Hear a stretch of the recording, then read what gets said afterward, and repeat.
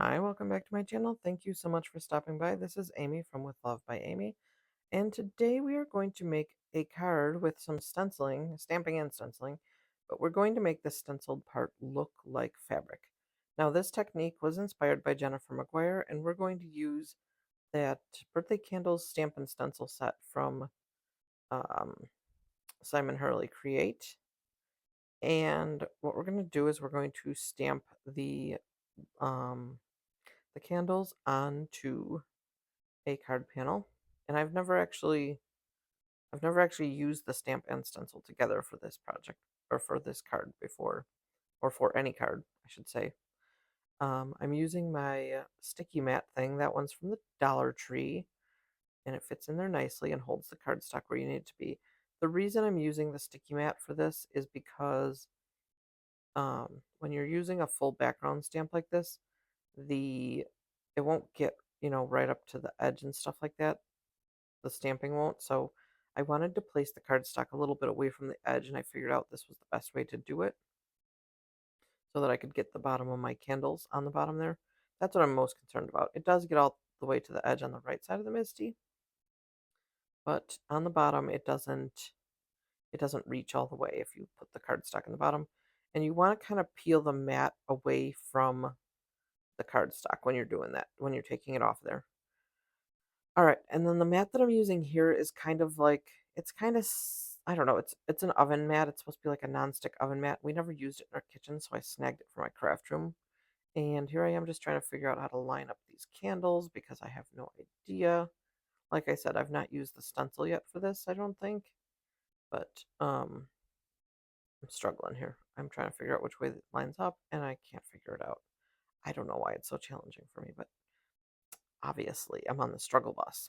Maybe it was late at night when I filmed this part. Who knows? But yeah, okay, now I think I got it. We are going to use blending brushes to put the ink on here, but then, so we're going to put the stencil down, and then we're going to put that's cheesecloth.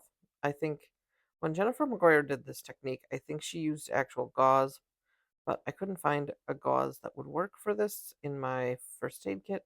So I am going to use this cheesecloth and see how it turns out. And here we are. I think that ink was worn lipstick. I don't know. You could use whatever color you want. I wanted to make this kind of more of like a girly card just for fun. And so I'm using one of those an ink blending tool with a one of the dome foam blenders just because I figured it might get the ink in there better between the gauze and the stencil. So that's what we're trying. All right, so I made a mistake. That was not worn lipstick. It is picked raspberry. And my first row of candles it's looking pretty decent, but we're going to try to line that back up again so that we can do the second one. And now we're going to do this a little bit differently for the second row. I want to do the gauze underneath, and I'm just touching up some of the ink because some of the spots were a little sparse, and I don't want to try to put the gauze back in there. I'm just going to put a little more coverage of ink on there, and there it's a little bit better. Yeah, it's better. All right, so now we're gonna do the flames, and we're gonna just use squeezed lemonade, and we're just gonna use a blending brush for this. I do love that this set comes with a stencil for the flames too, because that just makes it so much more complete, and I appreciate having that much more than you'd know. All right, so now we're gonna try putting the gauze underneath of the stencil, and here I am trying to tape it down to my sticky mat thing to see if it will help because it left a lot of like blank spaces and stuff when we were doing it above the stencil. So we're gonna line the stencil back up here in the right spot, and it's not as hard this time for some reason. Yay for me. And we're gonna use the same color. I thought about using a different color, but we're just gonna do the same color. And here we go. We're just going to do this really, really quickly because nobody really needs to see me do this because it's not really any sort of a skill set. But I will say it worked out a lot easier putting the gauze underneath of the stencil And yeah, it was pretty good. There were just a few spots of lighter coverage that I'm going to put a little more ink on. I'm not even going to re-ink the ink blending tool. I'm just going to put a little more ink on there just because some of them were just a little light. So we're just doing it really quickly. Just dab, dab, dab. And yes, that's the official technique. Dab, dab, dab. All right, there we go. I like it. And now we got to figure out a sentiment for this. I'm going to use the happy from this Happy Everything sentiment from Simon Says Stamp. And then we're going to use the little birthday word from that Mama Elephant set. And my initial thought was to put both of the words. I die cut the happy out with gold because I knew I wanted some gold in this. And I thought I was going to just like put them both, like the happy and the little strip of birthday, onto like a big chunk of black um cardstock. It's kind of like a, I don't know, metallic-y looking, shiny. I don't know. I don't know how to describe the cardstock, but it's got like a, I don't know. It's a shiny kind of finish on it. And that's what I thought I was going to do initially, but um, after I get this all assembled, because there's my happy word, and we're going to put it on the cardstock and trim it down. It's all glued together, and we're like, cool, it's looking good. Except I don't like it. I don't like how it looks there. So we're going to try to make the corners look all fancy and see if I like it a little better that way. That's one of those fancy corner rounders. It does like something beyond just a rounded corner. And here I am trying to see if I like it, and I don't.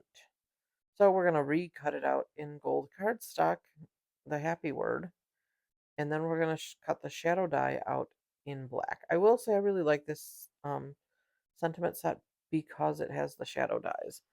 I've been really digging the shadow dies for words lately, and that was Erin Create. The glimmer, the shiny cardstock, the gold and the black are from Erin Creative, and we're gonna layer those up together like they should be. And look how pretty that happy, like shadow sentiment is. And we're gonna stick that on there, and we're gonna. I did when I made the birthday stamp sentiment. Um, I should have made a couple, but I didn't. So, oh well. I'm realizing now that this was very bad misty positioning within the camera frame, but I stamped out the birthday word again and cut it down so it's just the word sentiment. That's just how I wanted it. And we're going to mat that on gold in a little teeny tiny scrap of gold cardstock. We're just going to glue it on and position it how we want on the gold, and then we're going to cut it out with scissors. I know that's very brave of me because I usually don't cut straight lines, but we'll see how it goes. Because I wanted it to be kind of like a little bit of continuity between that sentiment and the little birthday word. So that's why I picked the gold. And I will say I really, really like that metallic gold cardstock from Erin Creative because it's just, I don't know, it's really nice. So I will put a link in the description box below to that cardstock because I love it. All right, now we are going to get our card ready to go and we're going to finish it up. And there's our happy word and our birthday word. I'm trying to like bump up my stash of birthday cards because I feel like I always need birthday cards. Here's the finished product. Don't forget to like and subscribe to my channel. It really, really helps me out.